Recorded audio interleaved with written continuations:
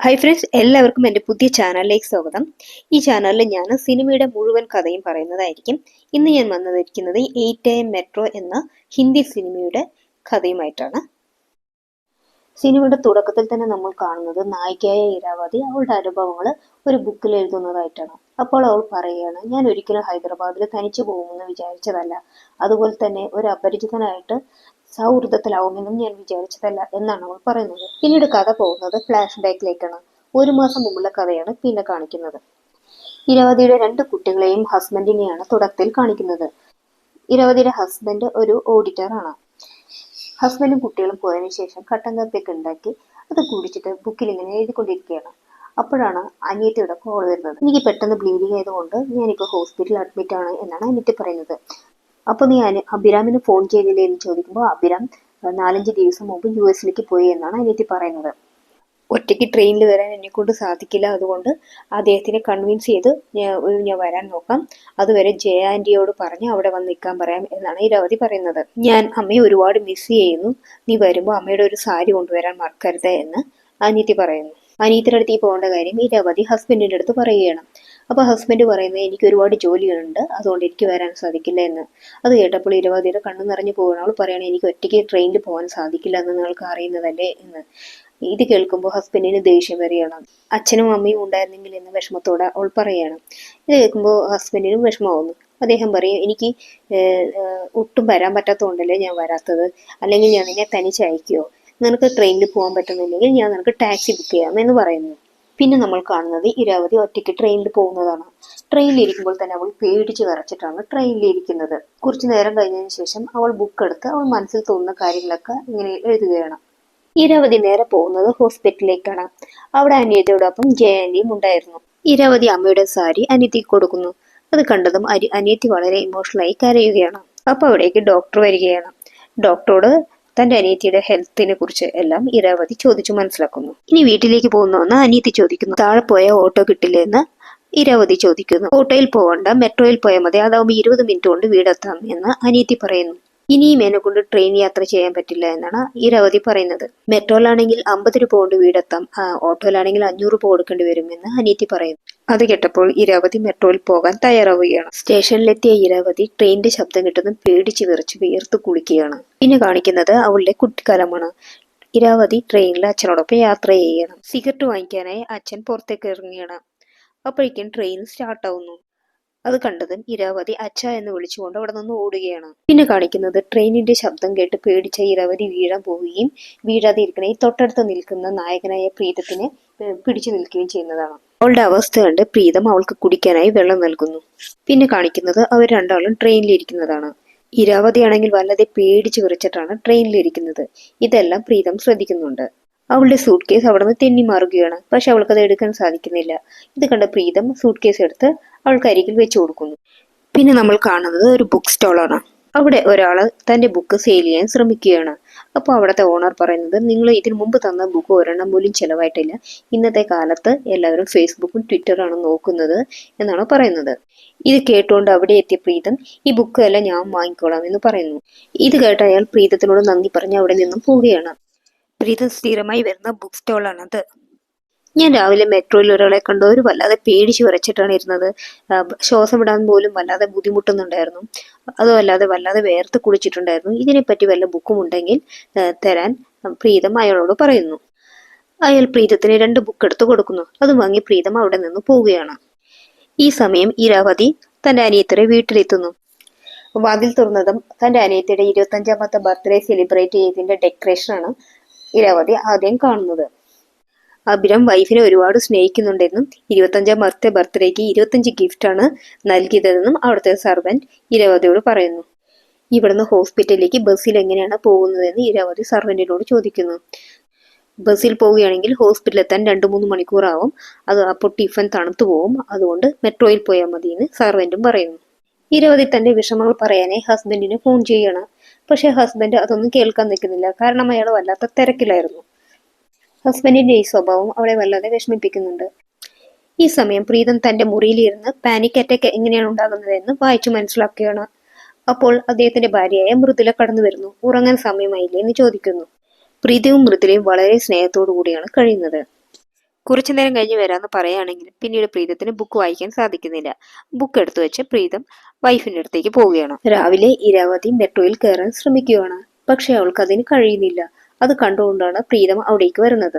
High, ഞാൻ പ്രീതമാണ് എന്ന് സ്വയം പരിചയപ്പെടുത്തുന്നു. പക്ഷെ ഇരാവതി അയാളെ മൈൻഡ് ചെയ്യുന്നില്ല. ഇത് കണ്ടപ്പോൾ പ്രീതത്തിന് എന്ത് ചെയ്യണം അറിയാതെ കുറച്ചു നേരം ഒന്ന് മാറി നിൽക്കുന്നു. പ്രീതം അവളോട് സോറി പറയുന്നു. പുതിയ ആൾക്കാരോട് എനിക്ക് സംസാരിക്കാൻ കഴിയാറില്ല, അതുകൊണ്ടാണ് ഞാൻ ഇന്നലെ സംസാരിക്കാതിരുന്നത് എന്ന് പ്രീതം പറയുന്നു. ഇത് കേട്ട ഇരാവതി മെല്ലെ പ്രീതത്തിന്റെ അടുത്ത് പോയി നിൽക്കുകയാണ്. എന്നിട്ട് പറയുന്നു, എനിക്കും പുതിയ ആൾക്കാരോട് സംസാരിക്കാൻ വളരെ ബുദ്ധിമുട്ടാണെന്ന്. അങ്ങനെ അവര് ട്രെയിനിൽ കയറുന്നു. ട്രെയിനിലിരിക്കുന്ന ഇരാവതി വല്ലാതെ ടെൻഷൻ ആവുന്നത് പ്രീതം ശ്രദ്ധിക്കുന്നുണ്ട്. അപ്പൊ പ്രീതം അവളോട് ഒരു പേപ്പർ ചോദിക്കുന്നു. ഇരാവതി തന്റെ കവിത എഴുതുന്ന ബുക്ക് എടുത്ത് പ്രീതത്തിന് കൊടുക്കുകയാണ്. അപ്പോൾ അയാൾ അതിലൊരു ചിത്രം വരച്ചിട്ട് പറയുന്നു, എൻ്റെ ഭാര്യ മൃദുല വല്ലാതെ ടെൻഷൻ ആകുമ്പോൾ ഇങ്ങനെയാണ് ചെയ്യുന്നത്, നീ വേണമെങ്കിൽ ഇങ്ങനെ ചെയ്തു നോക്കൂ, അപ്പോൾ ടെൻഷൻ കുറയുമെന്ന് പറയുന്നു. ഇതിനിടയിൽ പ്രീതം ഇരാവതി എഴുതിയ കവിത കാണുന്നുണ്ട്. അപ്പൊ ചോദിക്കുന്നു, നീ കവിത എഴുതുന്നുണ്ടോ, ആ കവിത ഞാൻ വായിച്ചോട്ടെ എന്ന് പ്രീതം ചോദിക്കുന്നു. അപ്പോൾ ആൾ പറയും, ഞാൻ റൈറ്ററൊന്നുമല്ല, പക്ഷെ എൻ്റെ അച്ഛൻ നല്ലൊരു റൈറ്ററാണ്, ഞാൻ വെറുതെ മനസ്സിൽ തോന്നുന്ന കാര്യങ്ങൾ എഴുതുന്നതേ ഉള്ളൂ എന്ന് ഇരാവതി പറയുന്നു.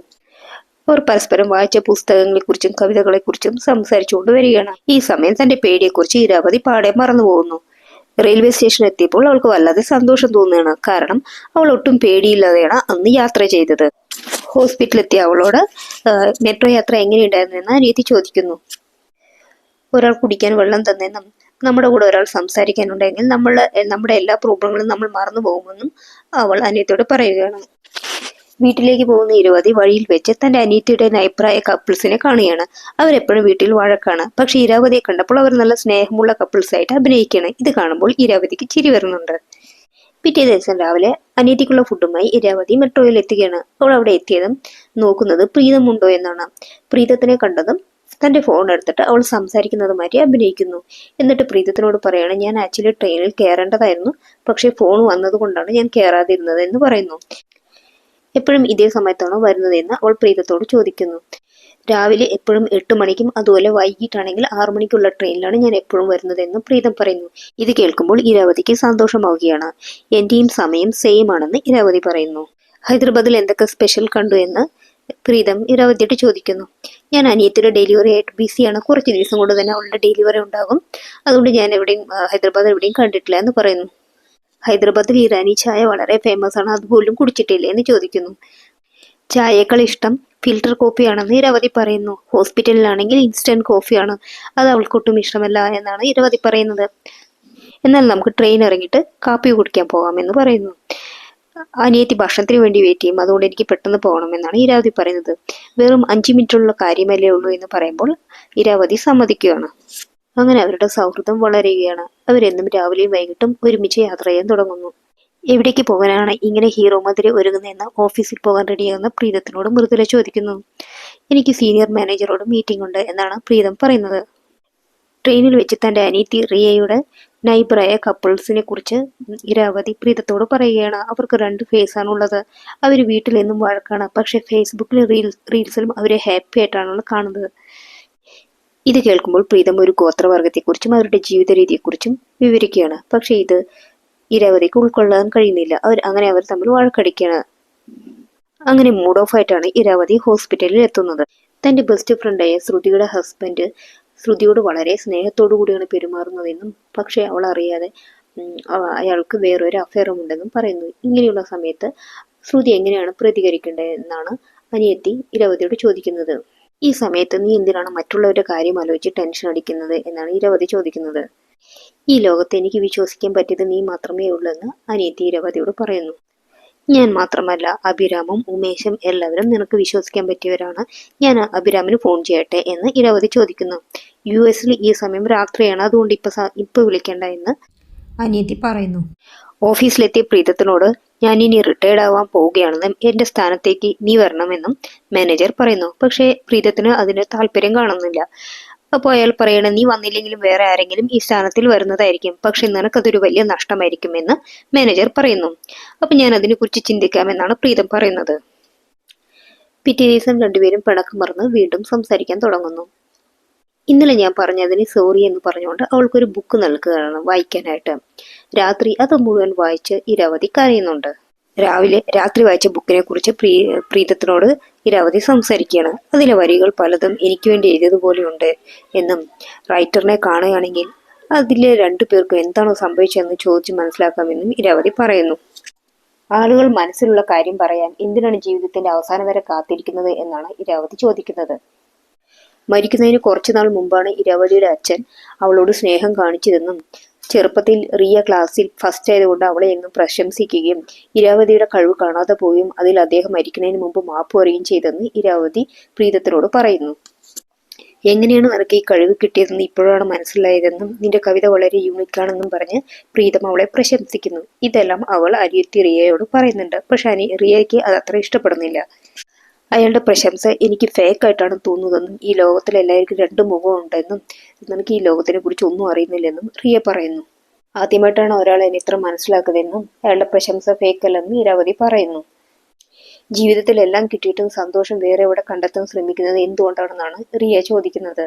നിന്നെ വിളിച്ചാൽ കിട്ടാത്തതുകൊണ്ട് ഉമേഷ് എന്നെ വിളിച്ചിരുന്നു എന്നും റിയ പറയുന്നു. രാത്രി വീട്ടിൽ പോയിട്ട് ഞാൻ ഹസ്ബൻഡിനെ വിളിച്ചോളാം എന്ന് ഇരാവതി പറയുന്നു. ഇന്നലെ രാത്രി നീ വിളിച്ചിരുന്നു, മില്ലാന്ന് നീ വിളിച്ചിരുന്നു എന്ന് ചോദിക്കുമ്പോൾ ഇരാവതി ഒന്നും മിണ്ടുന്നില്ല. ഇരാവതി ഹസ്ബൻഡിനോട് അകലം പാലിക്കുന്നുണ്ട് എന്ന് അനിയത്തി മനസ്സിലാക്കുകയാണ്. ഇരാവതിയുടെയും പ്രീതത്തിന്റെയും സൗഹൃദം അങ്ങനെ വളരുകയാണ്. അവൾ തന്റെ മനസ്സിലുള്ള ആഗ്രഹങ്ങളും വിഷമങ്ങളും എല്ലാം പ്രീതത്തിനോട് പങ്കുവയ്ക്കുന്നുണ്ട്. അവർ സംസാരിച്ചു കൊണ്ടിരിക്കുമ്പോൾ ആരുടെയോ ഡെഡ് ബോഡി ആ വഴി കൊണ്ടുപോകുന്നത് അവൾ കാണുന്നു. അത് കാണുമ്പോൾ എനിക്ക് കൊള്ളിവെക്കുന്നത് കാണാൻ ആഗ്രഹമുണ്ടെന്ന് അവൾ പറയുകയാണ്. അച്ഛൻ മരിച്ചപ്പോൾ അത് ചെയ്യാൻ ആഗ്രഹമുണ്ടായിരുന്നെന്നും പക്ഷെ അവൾക്കത് കഴിഞ്ഞില്ല എന്നും അവൾ പറയുന്നു. ഞാൻ ഇതൊന്നും ആരോടും പറഞ്ഞിട്ടില്ല എന്നും ആദ്യമായിട്ട് നിങ്ങളെ കാണുമ്പോൾ ഞാൻ വല്ലാത്ത ടെൻഷനിലായിരുന്നു എന്നും അവൾ പറയുന്നു. അവൾക്ക് 6 വയസ്സുണ്ടായിരുന്നപ്പോൾ അച്ഛൻ സിഗരറ്റ് വാങ്ങാനായി ട്രെയിനിൽ നിന്ന് ഇറങ്ങിയും ആ സമയം ട്രെയിൻ സ്റ്റാർട്ടാവുകയും അത് കണ്ട് അവൾ വല്ലാതെ പേടിച്ചെന്നും അച്ഛൻ വേറെ കമ്പാർട്ട്മെന്റിൽ കയറി അവളുടെ അടുത്തേക്ക് വരാൻ 15 മിനിറ്റ് കൊണ്ട് എത്തിയെങ്കിലും അവൾ ആ സമയം അനുഭവിച്ചത് നരകമായിരുന്നെന്നും അങ്ങനെയാണ് അവൾക്ക് ഈ പേടിയുണ്ടായതെന്നും അവൾ പറയുന്നു. നിന്റെ ഈ പ്രശ്നങ്ങൾ ആരോടും എന്തുകൊണ്ടാണ് പറയാത്തത് എന്ന് ചോദിക്കുമ്പോൾ മനസ്സിലുള്ള കാര്യങ്ങൾ എല്ലാവരോടും തുറന്നു പറയുന്നത് അത്ര എളുപ്പമുള്ള കാര്യമല്ല എന്നാണ് ഇരാവതി പറയുന്നത്. ഒരു ദിവസം രാത്രി മഴയത്ത് രണ്ടുപേരും നടന്നു പോയിക്കൊണ്ടിരിക്കുകയാണ്. ആ സമയത്ത് ഇടിപൊട്ടുന്ന ശബ്ദം കേട്ട് ഇരാവതിക്ക് വീണ്ടും പാനിക് അറ്റാക്ക് ഉണ്ടാകുന്നു. ഇത് കണ്ട പ്രീതം അവളോട് ബ്രീത്തിങ് എക്സസൈസ് ചെയ്യാൻ പറയാണ്. അത് ചെയ്യുമ്പോൾ അവൾക്ക് ആശ്വാസം ലഭിക്കുന്നു. മഴയുടെ കാര്യത്തിൽ നമ്മൾ രണ്ടാളും വ്യത്യസ്തരാണെന്നും മഴ വരുമ്പോൾ ഞാനും മൃദുലയും കുട്ടികളും കളിക്കാറാണ് പതിവ് എന്നും പ്രീതം പറയുന്നു. മഴയത്ത് വൈഫിന്റെയും കുട്ടികളുടെ ഒപ്പം സന്തോഷത്തോടെ കളിക്കുന്ന പ്രീതത്തിനെയാണ് അപ്പോൾ കാണിക്കുന്നത്. പിറ്റേ ദിവസം പ്രീതത്തിനെ കാണുമ്പോൾ ബാങ്കിലെ വർക്ക് വീട്ടിൽ പോയി ചെയ്താൽ വൈഫിന് ദേഷ്യം വരില്ലേ എന്ന് ഇരാവതി ചോദിക്കുന്നു. ഹാപ്പിയാണെന്നും കുട്ടികൾക്കും വൈഫിനും വേണ്ടി ഞാൻ ഒരുപാട് സമയം കണ്ടെത്താറുണ്ടെന്നും വീക്കെൻഡിൽ അവർക്ക് വേണ്ടി പല രാജ്യങ്ങളിലെ ഫുഡ് കുക്ക് ചെയ്യാറുണ്ടെന്നും പ്രീതം പറയുന്നു. ഞാൻ ഒരു ആവറേജ് കുക്കാണെന്നും പക്ഷെ ഹസ്ബൻഡ് കംപ്ലൈന്റ് ചെയ്യാറില്ല എന്നും ഇരാവതി പറയുന്നു. മോർണിംഗ് സിക്നസ് ഉള്ളത് കൊണ്ട് അനിയത്തി ഭക്ഷണം കഴിക്കാൻ പറ്റുന്നില്ല എന്നും ഇരാവതി പറയുകയാണ്. ഇത് കേട്ട പ്രീതം പിറ്റേ ദിവസം റിയയ്ക്ക് വേണ്ടി ഒരു സ്പെഷ്യൽ ഫുഡ് കുക്ക് ചെയ്യണം. ഇത് കണ്ട മൃദുല ഇത് ഏത് ഫ്രണ്ടിന് വേണ്ടിയിട്ടാണ് കുക്ക് ചെയ്തത് എന്ന് ചോദിക്കുന്നു. നിനക്ക് ജലസ് തോന്നുന്നുണ്ടല്ലേ, ഇത് എന്റെ ഓഫീസിലേക്കാണെന്ന് പ്രീതം പറയുന്നു. ആ ഫുഡ് റിയയ്ക്ക് വളരെ ഇഷ്ടമാവുന്നുണ്ട്. മൃദുല വളരെ ലക്കിയാണെന്ന് ഇരാവതി റിയയോട് പറയുന്നു. പക്ഷെ റിയയ്ക്ക് അത് അത്ര ഇഷ്ടപ്പെടുന്നില്ല. ഒരു ദിവസം ട്രെയിനിൽ യാത്ര ചെയ്യുമ്പോൾ ഇരാവതിക്ക് മകന്റെ കോൾ വരികയും മകൻ അവൾക്ക് ഹാപ്പി ബർത്ത്ഡേ പറയുകയും ചെയ്യുന്നു. അച്ഛന് ഫോൺ കൊടുക്കാൻ പറയുമ്പോൾ അച്ഛൻ ബിസിയാണെന്ന് പറയുന്നു. അത് കേൾക്കുമ്പോൾ അവൾക്ക് വല്ലാതെ വിഷമം തോന്നുന്നുണ്ട്. ഇത് കേട്ടുനിന്ന പ്രീതം അവൾക്ക് ഹാപ്പി ബർത്ത്ഡേ പറയുകയും നേരത്തെ അറിഞ്ഞിരുന്നെങ്കിൽ ഞാൻ ഒരു ഗിഫ്റ്റ് കൊണ്ടുവന്നിട്ടുണ്ടാവും എന്നും പറയുന്നു. വിരോധമില്ലെങ്കിൽ നമുക്ക് ഈ വീക്കെൻഡിൽ ഹൈദരാബാദ് കറങ്ങാൻ പോകാം എന്ന് പറയുന്നു. അങ്ങനെ വീക്കെൻഡിൽ അവർ ഹൈദരാബാദിലെ പല സ്ഥലങ്ങളിലേക്കും കറങ്ങാൻ പോകുന്നു. ഇരാവതിയും കൊണ്ട് പ്രീതം എപ്പോഴും പോകുന്ന ലൈബ്രറിയിലേക്ക് പോകുന്നു. ഇരാവതിയെ കണ്ടത് അവിടെയുള്ള ആൾ ഇത് ട്രെയിനിൽ വരുന്ന കുട്ടിയല്ലേ എന്ന് ചോദിക്കുന്നു. ഇരാവതി കാണണം എന്നാഗ്രഹിച്ച ആ റൈറ്റർ അവിടെ വരികയാണ്. അത് പ്രീതം വിളിച്ചിട്ടാണ് അയാൾ അവിടെ വരുന്നത്. അയാളെ കാണുമ്പോൾ ഇരാവതിക്ക് ഒരുപാട് സന്തോഷമാകുന്നു. ആ കഥയിൽ അവർക്ക് എന്തു പറ്റിയെന്ന് ഇരാവതി ചോദിക്കുമ്പോൾ അത് വായിക്കുന്നവരുടെ ഇഷ്ടത്തിന് ഞാൻ വിട്ടുകൊടുത്തിരിക്കുകയാണ്. ഇരാവതിക്ക് എങ്ങനെയാകാനാണ് ഇഷ്ടം കേൾക്കുമ്പോൾ അവർ രണ്ടാളും സന്തോഷത്തോടെ ജീവിക്കണം എന്നാണ് എന്റെ ആഗ്രഹം എന്ന് പറയുന്നു. ഇരാവതിക്ക് അയാൾ ഹാപ്പി ബർത്ത്ഡേ പറയുന്നു. അത് കേൾക്കുമ്പോൾ ഇരാവതിക്ക് ഒരുപാട് സന്തോഷമാവുന്നുണ്ട്. പിന്നീട് പ്രീതം അവളെ കൊണ്ടുപോകുന്നത് മരിച്ചവരെല്ലാം ദഹിപ്പിക്കുന്ന സ്ഥലത്തേക്കാണ്. അപ്പോൾ അവരുടെ മുന്നിലൂടെ ഒരു ചെറിയ കുട്ടിയുടെ മൃതദേഹം കൊണ്ടുപോവുകയാണ്. കുട്ടികളെ ദഹിപ്പിക്കാറില്ല എന്നും ആ കാണുന്ന സ്ഥലത്താണ് അവരെ മറവ് ചെയ്യുന്നത് എന്നും പ്രീതം വളരെ വിഷമത്തോടെ ഇരാവതിക്ക് കാണിച്ചു കൊടുക്കുന്നു. ആ സമയത്ത് ഒരാൾ വന്ന് പ്രീതത്തിന് ആരുടെയോ ചിതാഭസ്മം കൊടുക്കുന്നു. 6 മാസം മുമ്പ് ഒരു വലിയ ആക്സിഡന്റ് ഉണ്ടായെന്നും അതിൽ തന്റെ 4 ഉറ്റ സുഹൃത്തുക്കൾ മരണപ്പെട്ടുവെന്നും പൊട്ടിക്കരഞ്ഞുകൊണ്ട് പ്രീതം ഇരാവതിയോട് പറയുന്നു. അതിലൊരാളുടെ ചിതാഭസ്മം പുഴയിൽ ഒഴുക്കാമെന്ന് അവരുടെ പേരൻസിന് പ്രോമിസ് നൽകിയെന്നും പക്ഷെ ഇന്നുവരെ ഇങ്ങോട്ട് വരാൻ ധൈര്യം കിട്ടിയില്ല എന്നും നീ ഉള്ളത് കൊണ്ടാണ് എനിക്ക് ഇങ്ങോട്ട് വരാൻ കഴിഞ്ഞതെന്നും പ്രീതം ഇരാവതിയോട് പറയുന്നു. അപ്പോൾ ഇരാവതിക്ക് ഹോസ്പിറ്റലിൽ നിന്നും കോൾ വരുന്നു. ഉടനെ തന്നെ ഇരാവതി ഹോസ്പിറ്റലിലേക്ക് പോവുകയാണ്. റിയയ്ക്ക് ഇപ്പോൾ കുഴപ്പമില്ലെന്നും 24 മണിക്കൂറും അവളുടെ കൂടെ ഒരാൾ ഉണ്ടാവണമെന്ന് ഇതിനു മുമ്പ് ഞാൻ പറഞ്ഞതാണെന്ന് പറഞ്ഞ് ഡോക്ടർ അവിടെ നിന്നും പോകുന്നു. എന്നെ കെയർ ചെയ്യാനാണോ അതോ അപരിചിതനോട് കൂടെ കറങ്ങാനാണോ നീ ഇവിടെ വന്നത് എന്ന് റിയ ദേഷ്യത്തോടെ ചോദിക്കുകയാണ്. നിന്നോട് ചോദിച്ചിട്ടല്ലേ ഞാൻ പോയത് എന്ന് പറയുമ്പോൾ ലേബർ പെയിൻ എപ്പോൾ വേണമെങ്കിലും ഉണ്ടാകാമെന്ന് നിനക്കാണ് അറിയേണ്ടത് എന്ന് റിയ ദേഷ്യത്തോടെ പറയുന്നു. നിനക്ക് ഞാനാണ് ഇമ്പോർട്ടന്റ് അതോ അയാളാണോ എന്ന് ചോദിക്കുമ്പോൾ ഇരാവതി ദേഷ്യത്തോടെ അവിടെ നിന്ന് ഇറങ്ങി പോവുകയാണ്. വിഷമത്തോടെ വീട്ടിലിരിക്കുമ്പോഴാണ് ഉമേഷ് അവൾക്ക് കോൾ ചെയ്യുന്നത്. ഇനി ഒരുപാട് മിസ് ചെയ്യുന്നതും കുട്ടികളും ഒരുപാട് മിസ്സാവുന്നതും അയാൾ വളരെ സ്നേഹത്തോടു കൂടി അവളോട് സംസാരിക്കുന്നു. പിറ്റേ ദിവസം ഹോസ്പിറ്റലിൽ എത്തുമ്പോൾ റിയ കരഞ്ഞുകൊണ്ട് കിടക്കുകയാണ്. നീയും കൂടെ എന്നെ ഉപേക്ഷിച്ചു എന്നാണ് ഞാൻ വിചാരിച്ചതെന്ന് റിയ കരഞ്ഞുകൊണ്ട് പറയുന്നു. അവൾ ഇരാവതിയോട് സോറിയും പറയുന്നുണ്ട്. നീയും കൂടി എന്താണ് നീ ഉദ്ദേശിക്കുന്നത്? അഭിരാം 2 ദിവസം കഴിഞ്ഞ് വരില്ലേ എന്ന് പറയുമ്പോൾ അഭിരാം ഇനി വരില്ലെന്നും അയാൾക്ക് വേറെ ഒരു അഫയർ ഉണ്ടെന്നും റിയ പറയുന്നു. നീ എന്തുകൊണ്ടാണ് ഇതൊന്നും എന്നോട് നേരത്തെ പറഞ്ഞില്ല? ഞാൻ ഇപ്പോൾ തന്നെ അഭിരാമിനെ വിളിക്കാമെന്ന് പറയുമ്പോൾ അയാൾക്ക് നീ ഫോൺ ചെയ്ത് അയാളുടെ മുഖം പോലും കാണാൻ ഞാൻ ആഗ്രഹിക്കുന്നില്ല എന്ന് റിയ പറയുന്നു. പിന്നെ കാണുന്നത് അഭിരാം ഹോസ്പിറ്റലിൽ എത്തുന്നതാണ്. ഇരാവതി വിളിച്ചിട്ടാണ് അയാൾ വന്നിരിക്കുന്നത്. അയാളെ കാണുമ്പോൾ തന്നെ റിയ വല്ലാതെ ബഹളം വെക്കുകയാണ്. തെറ്റുപറ്റാത്തവരെ ആരും തന്നെ ഇല്ലെന്നും അയാൾക്ക് എന്താ പറയാനുള്ളതെന്നും നീ ഒന്ന് കേൾക്കണമെന്നും ഇരാവതി റിയയോട് പറയുന്നു. ഞാൻ നിന്നോട് ഇനി ഒരിക്കലും നുണ പറയില്ല എന്ന് പറഞ്ഞുകൊണ്ട് അയാൾ ചെയ്ത തെറ്റുകളെല്ലാം അവളോട് തുറന്നു പറയാൻ ശ്രമിക്കുകയാണ്. അത് കേൾക്കുമ്പോൾ റിയയ്ക്ക് വീണ്ടും ദേഷ്യം വരുന്നു. നീ വളരെ ആലോചിച്ചിട്ട് ഒരു തീരുമാനം എടുക്കണമെന്നും നീ എന്ത് തീരുമാനം എടുത്താലും ഞാൻ നിന്റെ കൂടെ ഉണ്ടാവും എന്ന് പറഞ്ഞുകൊണ്ട് ഇരാവതി അവിടെ നിന്ന് പോവുകയാണ്. പ്രീതം അങ്ങനെ ആരോടും സംസാരിക്കാത്ത ഒരാളാണ്. അത് മനസ്സിലാക്കിയ ഇരാവതി നീ എന്നോട് സംസാരിക്കാറില്ല, അതുപോലെ നീ മറ്റുള്ളവരോട് സംസാരിക്കുക എന്ന് പറഞ്ഞ് നിർബന്ധിച്ച് തൊട്ടടുത്ത് നിൽക്കുന്ന ഒരാളോട് സംസാരിക്കാൻ പറഞ്ഞു വിടുകയാണ്. തിരിച്ചു വന്ന പ്രീതത്തിനോട് 3 ദിവസം കഴിഞ്ഞാൽ റിയയുടെ ഡെലിവറി ഉണ്ടാകുമെന്നും അത് കഴിഞ്ഞാൽ ഞാൻ തിരിച്ചു പോകുമെന്നും അതിനു മുമ്പ് എനിക്ക് മൃദുലയെ കാണണമെന്നും ഇരാവതി പറയുന്നു. പിറ്റേ ദിവസം പ്രീതം അവളെ വീട്ടിലേക്ക് കൊണ്ടുപോവുകയാണ്. പക്ഷെ അവിടെ എത്തിയപ്പോൾ മൃദുല ഉണ്ടായിരുന്നില്ല. മൃദുല അവൾക്ക് വേണ്ടി ഒരു നോട്ട് എഴുതി വെച്ചിട്ടുണ്ടായിരുന്നു. അവരുടെ ഡോഗിന് സുഖമില്ലാത്തത് കൊണ്ട് ഹോസ്പിറ്റലിൽ പോവുകയാണെന്നും കാണാൻ പറ്റാത്തതിൽ സോറിയും എന്നാണ് അതിൽ എഴുതിയിരുന്നത്. അപ്പൊ പ്രീതം ഫോൺ നോക്കിയിട്ട് മൃദുല തന്നെ ഒരുപാട് തവണ വിളിച്ചിട്ടുണ്ടായിരുന്നെന്നും ഒരുപക്ഷെ ഇത് പറയാനായിരിക്കും വിളിച്ചത് എന്നും പ്രീതം പറയുന്നു. ചുമരിൽ മൃദുലയും കുട്ടികളും അവരുടെ നായും കുട്ടികളും ഒരു മനോഹര ഫോട്ടോ ഉണ്ടായിരുന്നു. അത് കണ്ട് മൃദുല വളരെ സുന്ദരിയാണെന്ന് ഇരാവതി പറയുന്നു. അങ്ങനെ സംസാരിക്കുന്നതിനിടയിൽ കാൽ സ്ലിപ്പായി ഇരാവതി പ്രീതത്തിന്റെ മേലേക്ക് വീഴുകയാണ്. പരസ്പരം കണ്ണൂരിലേക്ക് നോക്കി ഒരു നിമിഷം ഇരുവരും നിന്നു പോകുന്നു. പെട്ടെന്ന് തന്നെ ഇരാവതി അവിടെ നിന്നും ഇറങ്ങി പോവുകയാണ്. ഹോസ്പിറ്റലിൽ എത്തിയ ഇരാവതി കാണുന്നത് അവളുടെ ഹസ്ബൻഡ് ഉമേഷിനെയാണ്. സോണാലിക്ക് എങ്ങനെയുണ്ട് എന്നാണ് ഇരാവതിയെ കണ്ടത് റിയ ചോദിക്കുന്നത്. കാരണം റിയയ്ക്ക് അറിയാം അവൾ പോയിരിക്കുന്നത് പ്രീതത്തിന്റെ കൂടെയാണെന്നും അതറിഞ്ഞാൽ അവളുടെ ഹസ്ബൻഡിന് സംശയമാകും എന്നും തോന്നിയതുകൊണ്ടാണ് അവൾ അങ്ങനെ ചോദിക്കുന്നത്. ഹൈദരാബാദിലെ ഒരു ബുക്ക് സ്റ്റോളിൽ നിന്ന് നിന്നെ എൻ്റെ ഒരു സുഹൃത്ത് കണ്ടെന്നും അവിടെ നീ ഒരുപാട് ബാർഗിൻ ചെയ്യുന്നുണ്ടായിരുന്നു. നിന്നെ വേറൊരാളുടെ കൂടെ കണ്ടതുകൊണ്ട് നിന്നെ ഡിസ്റ്റർബ് ചെയ്യേണ്ടെന്ന് കരുതിയാണ് അദ്ദേഹം നിന്നോട് സംസാരിക്കാതിരുന്നതെന്നും ഉമേഷ് പറയുന്നു. അത് സോണാലിയുടെ ഹസ്ബൻഡ് ആണെന്നും ഇവിടെ ഇരുന്ന് ബോറടിക്കാതിരിക്കാൻ ബുക്സ് വാങ്ങിയിട്ട് വരാൻ അദ്ദേഹത്തിനോട് പറഞ്ഞു വിട്ടത് ഞാനാണെന്നും റിയ പറയുന്നു. ഉമേഷ് അപ്പോൾ തന്നെ അവിടെ നിന്ന് പോകാൻ ഒരുങ്ങുകയാണ്. അപ്പോൾ ഇരാവതി ചോദിക്കുന്നുണ്ട് ഇപ്പോഴല്ലേ വന്നുള്ളൂ, എന്തിനാ ഇത്ര പെട്ടെന്ന് പോകുന്നതെന്നും. അപ്പോൾ ഉമേഷ് പറയുന്നത് ഞാൻ വന്നിട്ട് 5 hours ആയി എന്നാണ്. അവിടെ ഒരു കോഫി കുടിക്കാൻ ഉമേഷ് വിളിക്കുകയാണ്. ചേച്ചിക്ക് നല്ല ഫിൽറ്റർ കോഫി കിട്ടുന്ന സ്ഥലം അറിയാമെന്നും അവിടേക്ക് കൊണ്ടുപോകുമെന്നും റിയ പറയുന്നു.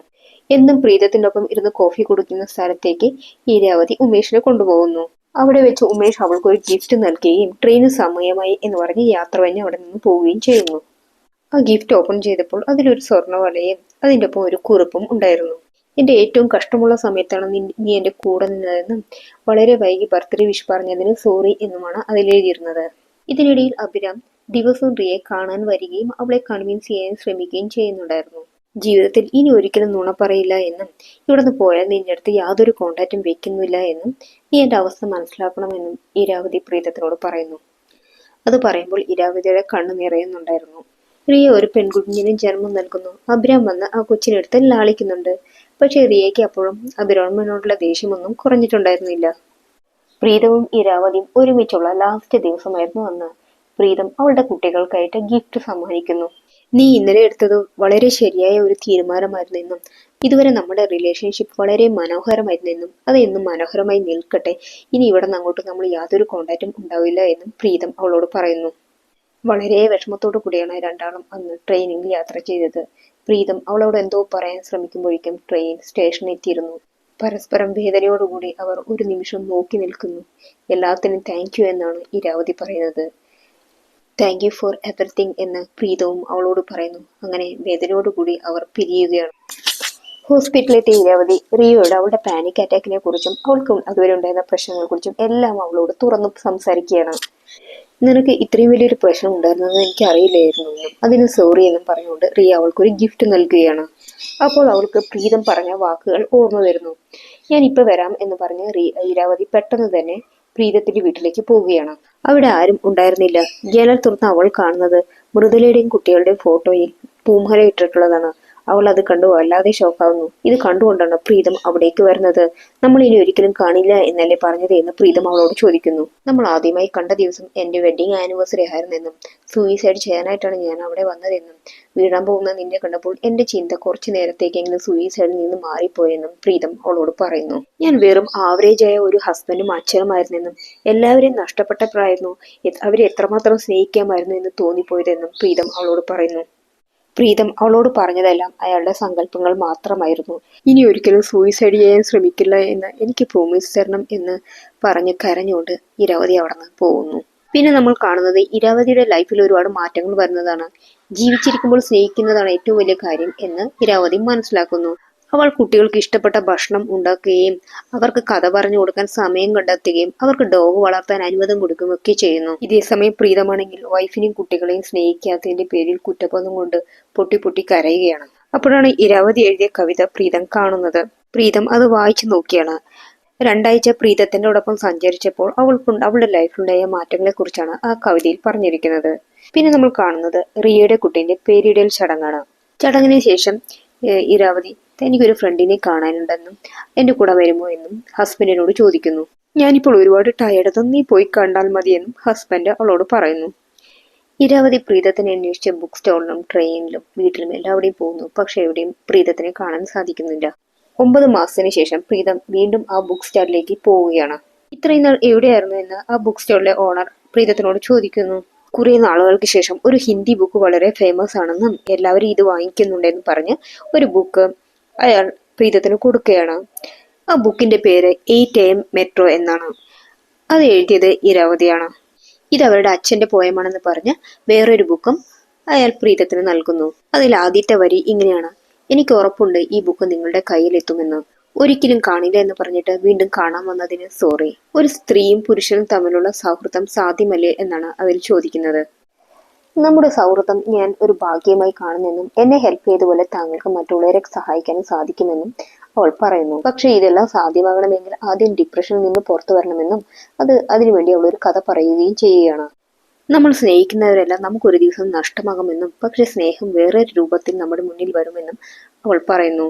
ദുഃഖത്തിൽ നിന്നും പുറത്തു വരാൻ സൂയിസൈഡ് മാത്രമാണ് ഒരു വഴിയെങ്കിൽ ഞാൻ ഒരിക്കലും തടയില്ല എന്നും നിങ്ങൾ മരിക്കുന്നതിനോടൊപ്പം എന്റെ ആത്മാവിലെ ഒരു ഭാവം കൂടിയാണ് മരിക്കുന്നത് എന്നും അവൾ പറയുന്നു.